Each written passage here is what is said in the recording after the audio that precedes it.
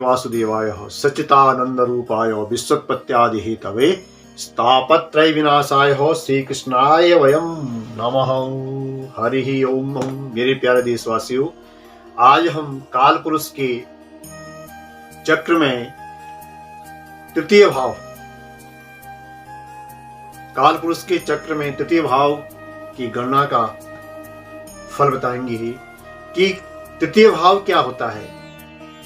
हमने देखिए चार्ट में लिखा हुआ है तन स्थान, धन के बारे में, तन स्थान के बारे में हमने जो है विस्तार से व्याख्या की है। धन स्थान के बारे में कल जो है छठवां वीडियो डाला था, धन स्थान में राजयोग क्या होता है। और आज जो है भ्रातृ स्थान, तीसरा भाव, ये कुंडली बनी हुई है। इस कुंडली का रहस्य क्या है। इस कुंडली में यहाँ पे भ्रातृ स्थानम लिखा हुआ है मंगल।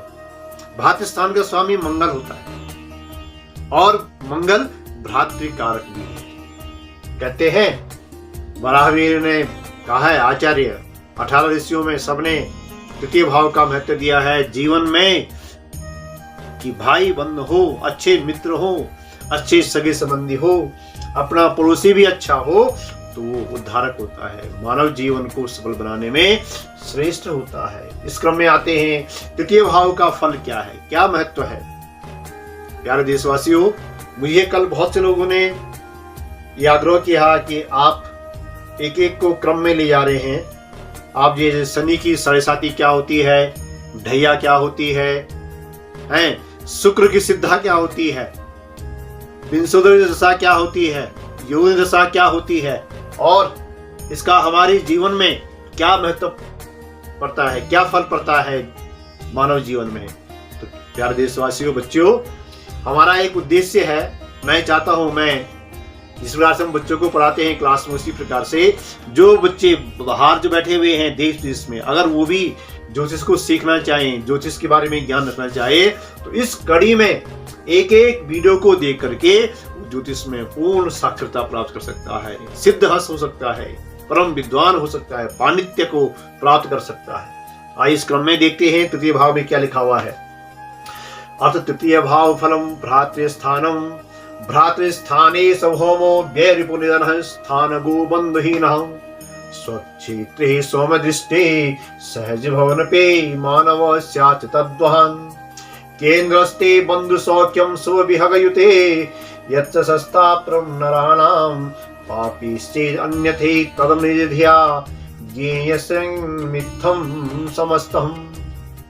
भ्रातृस्थान के दो मुख्य कारण हैं। पहला तो भ्रातृस्थान में मंगल अगर जी है उच्च का होकर के, ये लिखा हुआ मैंने यहाँ पे अंतिम डाले हुए हैं, दशम राशि मकर का मंगल हो तो उच्च का कहलाता है।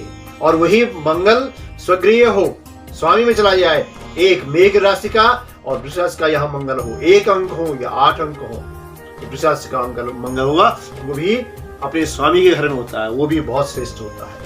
कहा गया है कि भ्रातेश केंद्र में हो, भ्रातेश अगर केंद्रवर्ती हो, 1, 4, 7 और 10 में हो, भाग्यस्थान में हो, पंचमेश में हो, तो वह उस जातक को श्रेष्ठ बनाता है, उसके अच्छे भाई बंधु होते हैं, वो भाइयों के बीचों में श्रेष्ठ होता है, उसका मान सम्मान होता है, अब उसके अच्छे मित्र बनते हैं, उसके मित्र अच्छा मित्र कैसा होना चाहिए, मित्र ऐसा होना चाहिए कि जो समय जीवन में है सुख दुख में सदैव एक जैसा रहे, वास्तविकता दिखाए। ऐसा नहीं समय आ गया पैसा है तो साथ दे दिया और पैसा नहीं है तो साथ छोड़ दिया, ऐसा मित्र नहीं होना चाहिए। मित्र कैसा होना चाहिए कि जो सदैव उद्धार के लिए तत्पर खड़ा रही। कहते हैं दाहिने हाथ की तरह दो भुजाएं हैं, इस प्रकार के दो मित्र हो जाने चाहिए।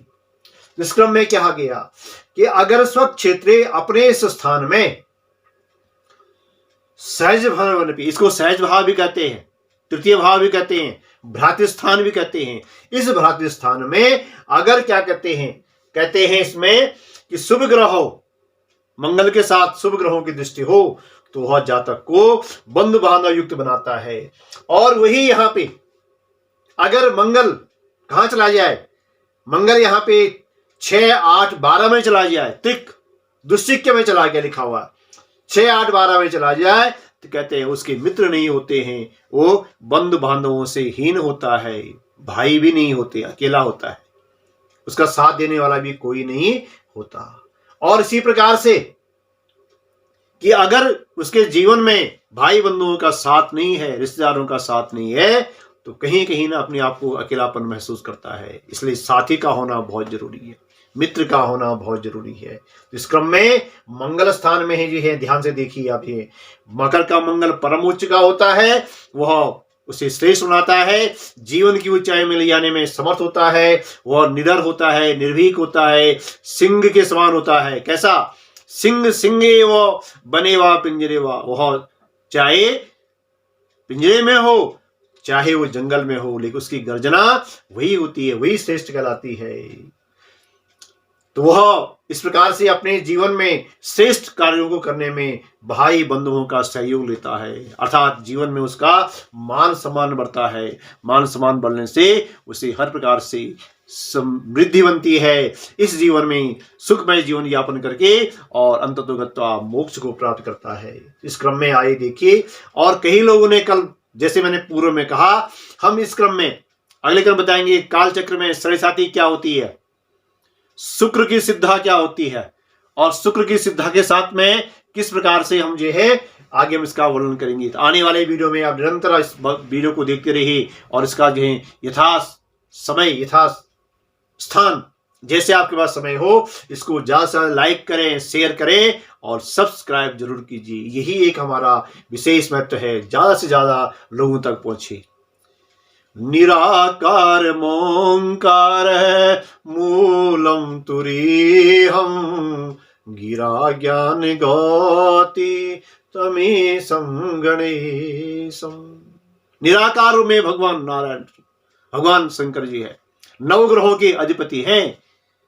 तो उन निराकार रूप में भगवान शंकर का ध्यान करते हुए ही, स्तुति करते हुए और भ्रातृस्थान की आज महिमा को परिकल्पित करते हैं, साकार करते हैं, और आपकी मनोकामना के लिए, आपके उद्धार के लिए इस माध्यम से बद्रिकाश्रम से आचार्य जे बी डिमरी आप सुनो सबको प्रणाम करते हैं। जय